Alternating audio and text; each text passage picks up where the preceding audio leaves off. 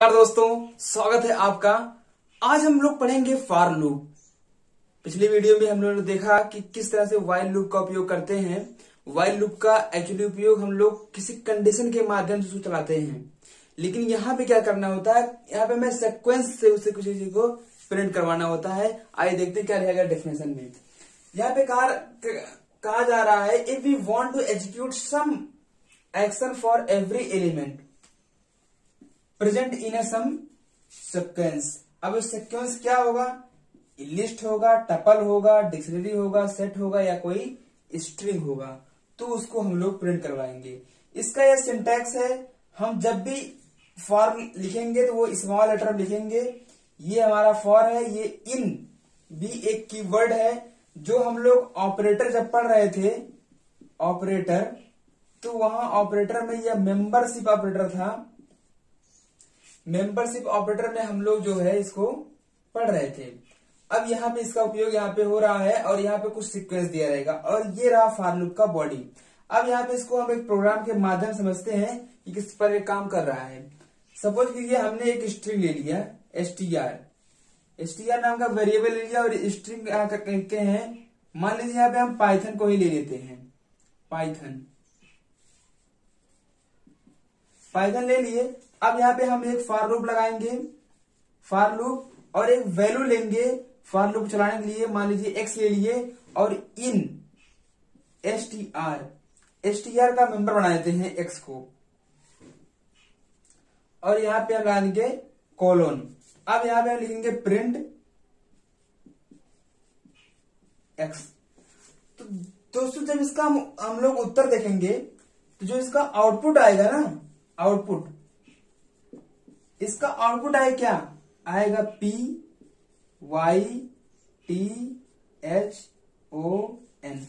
इस तरीके से हमारा इसका जो आउटपुट आएगा वो लिख के आएगा। इसी प्रकार से हम लोग जो है यहाँ पे लिस्ट का भी कर सकते हैं, टपल का भी, डिक्शनरी का भी, सेट का भी, और आगे हम लोग जानेंगे। एक्चुअली ये काम किस प्रकार कर रहा है, ये काम इस तरह करता है कि जैसे यहाँ पे हम लोग कुछ इसका इंडेक्सिंग करते हैं। PYTHON ये है 0 1 2 3 4 and 5। इधर से 0 1 2 3 4 5। तो ये रहा हमारा। तो ये जो पहला x है, x में जो है जैसे पहली बार ये 0 पे जाएगा इंडेक्सिंग पे, तो इसे प्रिंट करेगा, एक बार चल गया लूप।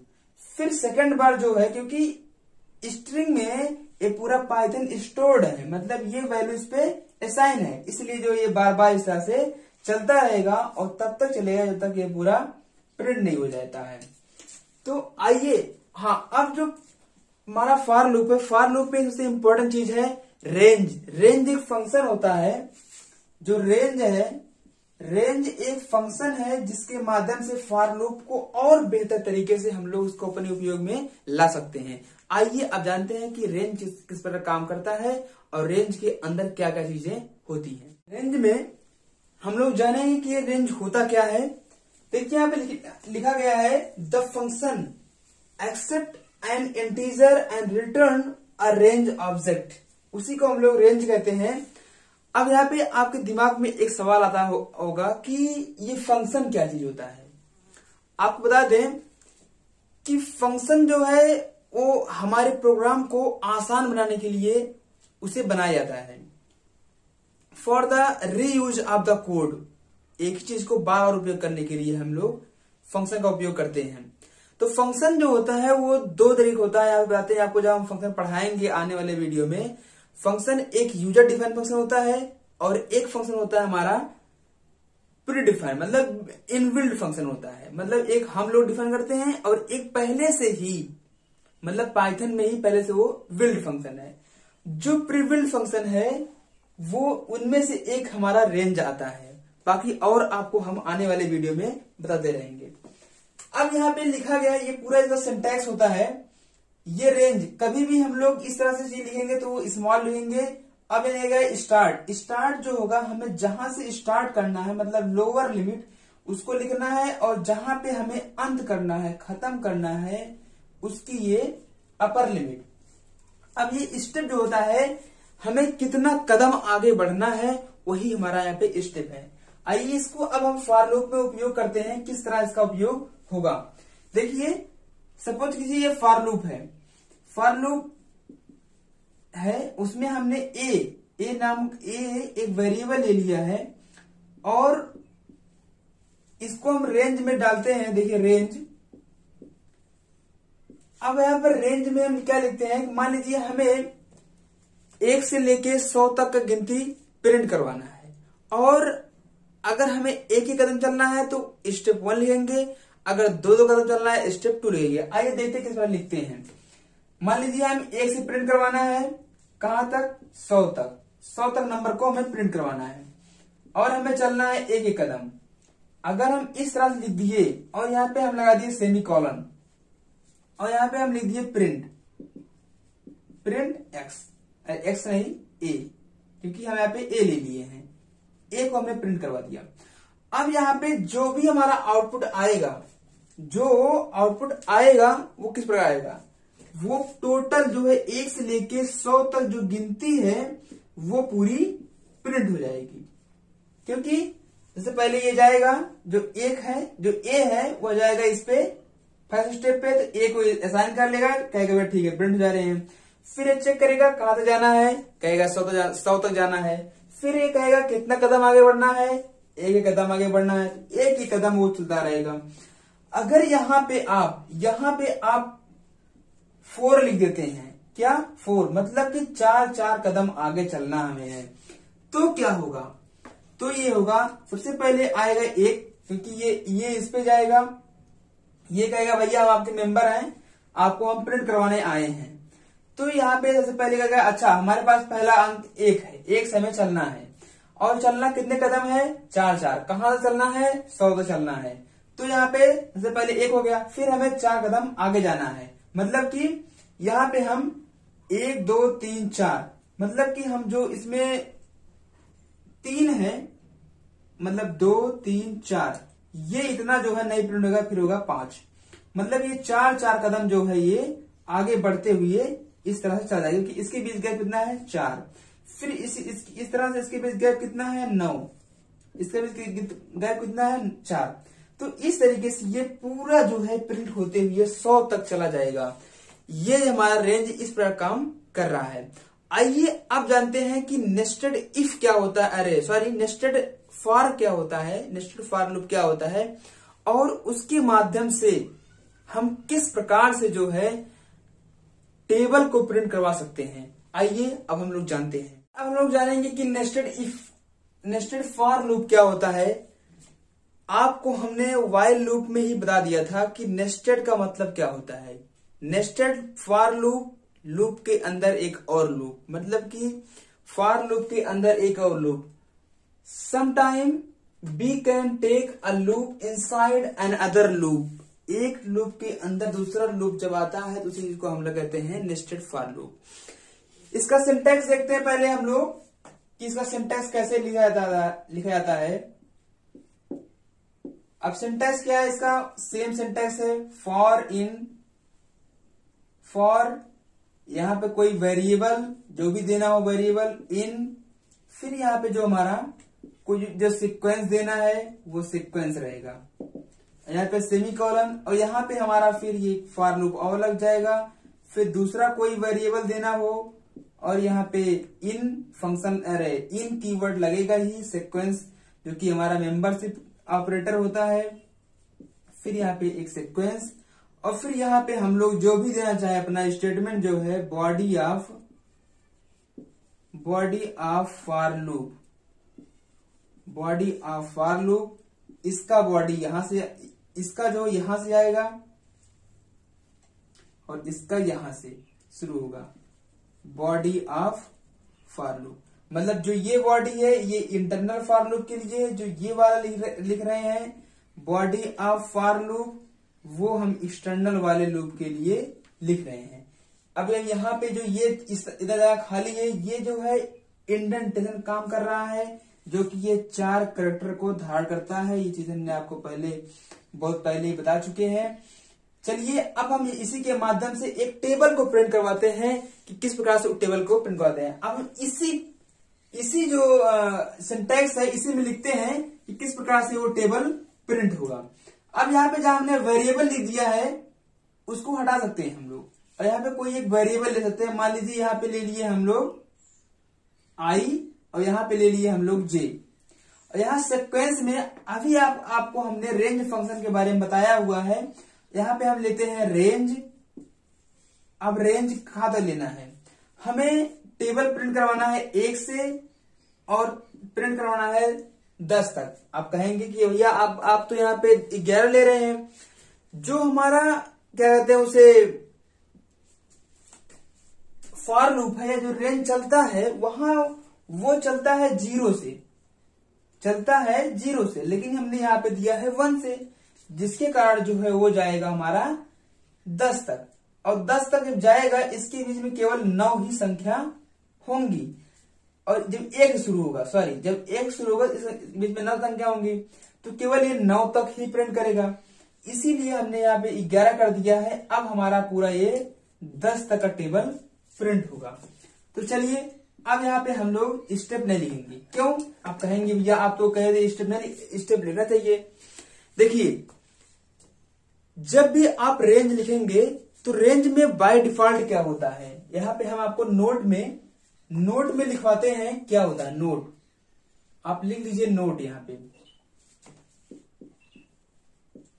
नोट में लिख लीजिए कि जो हमारा स्टार्टिंग पॉइंट था, स्टार्टिंग पॉइंट 0 और 1 हो सकता है, 0 और 1 हो सकता है। जो हमारा स्टॉप पॉइंट है वो हमारा अपर लिमिट कहलाता है, जो भी देना चाहे वो अपर लिमिट होगा। लेकिन जो स्टेप है, स्टेप जो है ये नेवर बी 0, नेवर बिकम 0। इस चीज को आप ध्यान रखेंगे। अगर आप यहाँ पे कुछ नहीं लिख रहे हैं तब भी यह बाय डिफॉल्ट जो है 1 को धारण कर लेगा, वह एक स्टेप चलना प्रारंभ कर देगा। अन्यथा आप जो भी लिखेंगे उसके अलावा वो काम करेगा। अगर आप कुछ नहीं लिखते हैं तो if other thing remain constant, या कुछ लिखा नहीं है, if nothing is mentioned then it will accept 1, मतलब एक स्टेप चलना रहेगा। अब आइए आगे देखते हैं। यहां लिखते हैं रेंज और 1 चलना है, 11 तक चलना है। यहाँ पे ये जो सेमी कॉलन है, अरे इसे कॉलन कहते हैं, इसे लगाना जरूरी है क्योंकि वही हमें जो है यहाँ पे इंडेंटेशन काम देगा। यहाँ पे हम एक वेरिएबल ले लेते हैं सी। अब आप कहेंगे कि ये सी क्यों वेरिएबल आप ले लिए। अब देखिए यहाँ पे सी हमने क्यों लिया। अब यहाँ पे सी इज इक्वल टू करेंगे आई इंटू ये मल्टीप्लाई का जो है साइन है और जे। अब यहाँ पे हमने मल्टीप्लाई कर दिया। अब इसी के नीचे हम लोग करते हैं प्रिंट और करेंगे इसमें सी। अब देखिए यहाँ पे कैसे प्रिंट होगा ये, और फिर जो है इसके नीचे हम लोग कर देंगे प्रिंट। अब ये दूसरा प्रिंट क्यों, दूसरा प्रिंट इसलिए क्योंकि इसको चाहिए नई लाइन। जो हमारा पहला फॉर लूप है वो हमारा रो के लिए है, जो हमारा सेकंड फॉर लूप है वो हमारे कॉलम के लिए है। ये आप समझिए, जो हमारा पहला फॉर लूप है हमारे रो के लिए है, जो हमारा दूसरा फॉर लूप है वो कॉलम के लिए है। किस प्रकार से देखिए, अब यहाँ पे ये जो है बाय डिफॉल्ट क्या करेगा, यहाँ पे ये अपना एक लाइन लेता रहेगा। एक लाइन लेता कैसे रहेगा, देखिए किस प्रकार से। अब यहाँ पे जब हमने यहाँ पे न्यू लाइन लगा दिया है तो ये क्या करेगा, ये कहेगा 1 2 3 4 5 6 7 8 9 10।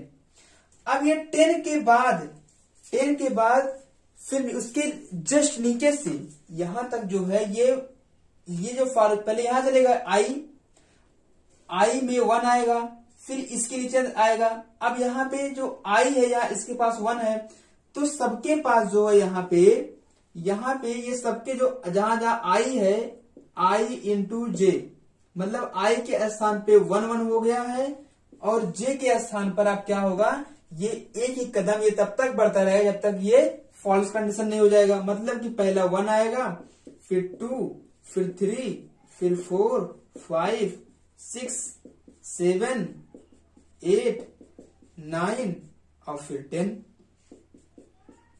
इसके बाद ये फिर जो है यहाँ पे ये अब यहाँ पे इसकी एग्लेस हो जाएगा जो कि फॉल्स हो जाएगा, और फिर ये फॉर लूप जो है यहाँ पे कहेगा ये नेक्स्ट लाइन के लिए इसको कमांड दिया गया है, ये नेक्स्ट लाइन कर देगा, मतलब फिर वो नीचे लाइन से लिख देगा, मतलब यहाँ से लिखने नहीं आएगा, और फिर ये जो है वापस लौट के इस लूप के पास जाएगा, मतलब इस रो के पास जाएगा, और जो आई की वैल्यू है उसको 2 बना देगा, मतलब पहले यहाँ पे 1 था, अब यहाँ पे 2 हो गया है। अब यहाँ पे 2 का जो टेबल है वो प्रिंट हो जाए, मतलब जो यहाँ पे 1 1 था, अब यहाँ पे 2 2 2 इस तरह करते हुए जो है ये जो है अपना प्रिंट करते हुए चला जाएगा, इस तरह से ये 2 कर देगा। इसी तरीके से वो पूरा टेबल प्रिंट करते हुए आपको दिख जाएगा। अब इसमें क्या करना है, अगर आप चाहते हैं कि आपका टेबल कुछ इस प्रकार से प्रिंट हो, इस प्रकार से इस तरह से कुछ अगर ये प्रिंट हो तो किस तरह से आप चाहेंगे प्रिंट होगा, तो यहाँ पे आप कुछ नहीं करना है, यहाँ पे हम लगाना कॉलम, यहाँ लिखना है इंड इक्वल टू ये खाली कर देना है। इससे क्या होगा ये समझ जाएगा कि अब हमें जो है आगे पे रुकने यहाँ पे एक एक ऐसे लिखते चले जाना है। अब क्या होगा कि जो ये कॉलम वाला है वो पहले कॉलम में 1 लिखेगा, 2 3 4 5 इस तरह करते हुए 10 तक जाएगा। उसके बाद फिर ये नेक्स्ट लाइन में आ जाएगा, सेकंड रो में आ जाएगा क्योंकि यहाँ पे ये सेकंड आ गया है। फिर यहाँ पे ये 2 4 6 8 इस तरह करते हुए 20 तक आ जाएगा, और ये पूरा टेबल जो है हमें प्रिंट होता हुआ मिल जाएगा। अब यहाँ पे अब एक चीज और बच रहा है कि आपको बताएं कि फॉर लूप और व्हाइल लूप में अंतर क्या होता है। What is the difference between for loop and while loop, यहीं पे बताते हैं डिफरेंस बिटवीन